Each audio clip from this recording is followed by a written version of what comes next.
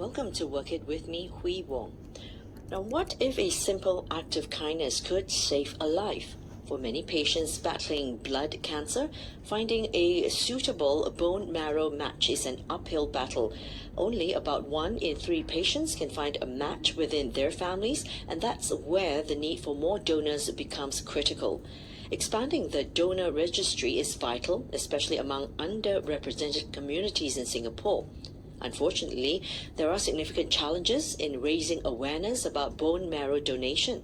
Many people still believe it involves painful procedures, significant risks, or even getting their bones removed. And in reality, donating bone marrow is often no more daunting than giving blood. And sharing more on this topic is Abhijit Raha, a former banking titan who traded his suit and tie for the noble cause of leading the bone marrow donor program in Singapore. Abhijit, welcome to the program. Hello, Hui, and thank you for having me on your show. Now, how long does it take for a bone marrow case to be settled? Typically, it can take between several weeks and a few months to find a matching donor. The process essentially involves identifying a potential match either from our own register or from the international database. We confirm the eligibility, and then we schedule the donation. So what you'd appreciate here is that, sorry, you were saying something? Oh, so that takes a couple of weeks.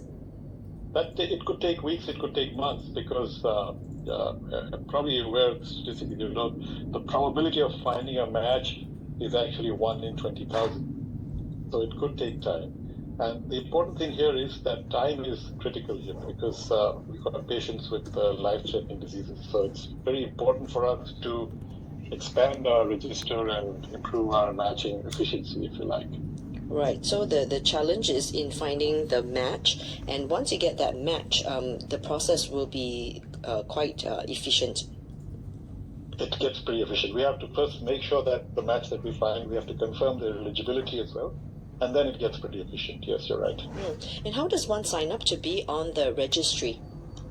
It's fairly simple, actually. The only requirement is that you should be between the ages of 18 and 49 to be able to donate. You visit our website, which is bmdp.org, and you register online. Once you do that, a swab kit is sent to you along with the form. You complete the form, you just take a cheek swab, it's very simple, mail it back to us, and then you're in a secure database, and who knows, you might get a chance to save a life someday. Are there any exclusions in terms of, your health conditions? Yes, there are. If you're suffering from some infections or some autoimmune diseases, then you wouldn't be eligible. And what inspired you to transition from your banking career to lead the bone marrow donor program? It wasn't exactly a transition. I was still working when I joined the bone marrow donor program. But while I did have a career which was in finance, which was rewarding, it kind of lacked a certain depth of purpose, if you like. And I wanted to do something where I could be to make a difference, or be part of something that was making a difference. And what made you go into this program in the first place while you were still in the banking industry? Well, effectively, as I said, career in finance, it's all right. You can do what you're doing, and you're working for your organization, you're working for yourself. But sometimes you realize there's a greater purpose. And I wanted to just do something where, as I said, I could make a difference. Right. And I'd seen a lot of people working around me doing philanthropic work, and I thought I should get involved as well. Oh, so this is an area that you picked to be a part of? Yes, I did. I had the opportunity to see a few organizations, and then I found that what BMDP does is basically helping people with life-threatening diseases was a very compelling reason to get involved. And what's the most rewarding part of being the president of BMDP? I think being president of BMDP is a huge privilege and a responsibility. It gives me the chance to lead an organization that not only saves lives, but also provides hope to families in some of their darkest moments. On a personal note, it's very meaningful for me to be involved in such a noble venture, and I get to work along an absolutely remarkable team whose commitment to the cause is unwavering and absolutely inspiring. And when you became the president of this organization, were there changes you wanted to make, or to the organization? No, not really. I think the organization has been around for 30 years. We've evolved. We've come a very long way. We are recognized internationally. We are one of the most, I would like to think we're one of the most efficient in our space. From a cost perspective, we are very, we like to say that we do it at a very reasonable and affordable cost. We have to recover costs for these stem cells. We're probably the lowest in the world for doing this. So, but there are other objectives, I guess, that we have to do. There are other things like building our register, creating awareness, etc. And that's where your banking experience can come in as well, right? Looking at the overall picture of it. Well, to some extent, yes. But banking, I guess it's more, my background has been in finance, and so I guess it's more about, efficiency and transparency and accountability. After all, we're dealing with public money. And what are some common misconceptions about bone marrow donation? There are, interesting question. There are several misconceptions. Like you said in your introduction, the biggest misconception is that it involves removing the bone. We had a national survey last year, and 67% of the respondents actually believed this myth, which is completely false. I mean, basically, marrow donation typically involves collecting blood cells from your blood stem cells from your bloodstream, and we use a procedure called apheresis. The blood is drawn, the stem cells are separated, and the remaining blood is safely returned to your body. So that's one big misconception. The second one is that only young people can donate, and 76% of our respondents at the same survey believe that. So obviously, younger donors are preferable. They're supposedly healthier, but and you get better patient outcomes. But as I said, anyone between 18 and 49 can donate. So that's really it. I mean, just one more point on the misconception, because it's important for me to mention this on your show to your listeners. Two things. One is that it's generally a very safe procedure with no known side effects. They're done through a non-invasive process. It's like a blood donation. Pretty simple. The second is that the misconceptions actually can create barriers for us. And that's not just in getting registrations for that, but also from getting parental consent or family support. You'd be surprised to hear that a majority of the dropouts that we get, so the dropouts happen once you've identified a donor, and then the person decides to drop out, is because of family objections. And you can imagine this is heartbreaking, absolutely, because this is the one moment in time when you get a chance to save a life.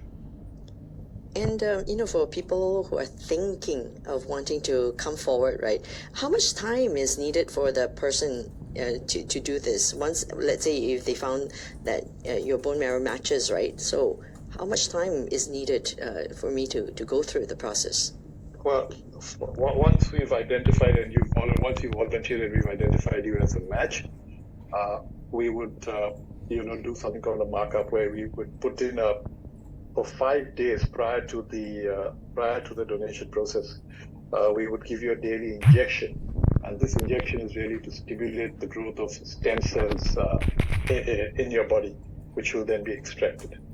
For the actual process itself, once you come in, it takes maybe 6 to 8 hours. That's it. But it's a fairly simple process. We hook you up with the cannula, and your blood is taken out, it's put back in, and during that time you could be reading a book, you could be on your phone. It's a pretty relaxing process. And during in any case, before and all through that. Sorry, go ahead. No, during that process of injection and to prep your body ready for it, right? Do you have to also adhere to certain diet restrictions or anything? No, none at all. Okay. I mean, obviously you shouldn't. I mean, don't go on an alcohol binge and stuff like that. But just lead a normal life. Okay. Sorry, I was interrupting you. Were you going to say something else? No, I was just saying that throughout the process, you will be kept, the patient himself in this case will be kept well informed of the entire procedure, and you will be supported medically. There will be people around all the time to watch over you. And once you're done, there are, as I said, minimal side effects. Might get some ache and pain here and there. The stem cells replenish themselves within 4 to 6 weeks, and you're good to go. Right, but then you won't be required to go back again to do this over several times, no? No, not. As I said, it takes maybe 6 hours.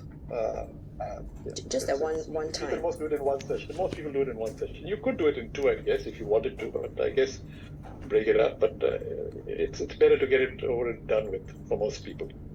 That's right. Now, what challenges do underrepresented communities in Singapore face when finding suitable donors? The first thing is that ethnicity plays a very big role in this process. And again, coming back to our survey, more than 50% of the people don't realize that ethnicity plays. And I'll explain why. Because this bone marrow donation process while I say it's like a blood donation, the actual complex is far more complex. The process of matching is far more complex. Because what the doctors do is they match the donors to the patients based on something called the HLA tissues. And these are basically proteins on your in most cells of our body, and you have to match the HLA of the donor and the patient. And when you do this matching, a patient's ethnic background is very important because the HLA markers used in matching are inherited. So if you're of the same ethnicity, then it helps. So that's a big challenge for us. I could go on. I mean, let me give you one more bit of thing, which I think your listeners will find interesting. And that is that, in Singapore, the chances of finding a local donor or a local patient are unfortunately less than half. For the Chinese, it's around 40%, Chinese ethnicity, Malays 20%, and the Indians are just 2%. So the different ethnicity groups do face their own challenges. Yes, they are the first thing is, from our perspective, they're underrepresented in our register that we have. So right. Malays make up 8%, Indians make up 9%. So it's much more challenging for people with these ethnicities to find a match. And while I'm on this show, it's I make a call to people from these ethnicities. Please understand the urgency of this requirement and come forward and register yourselves. Right. And what other steps is the BMDP taking to address these issues as well?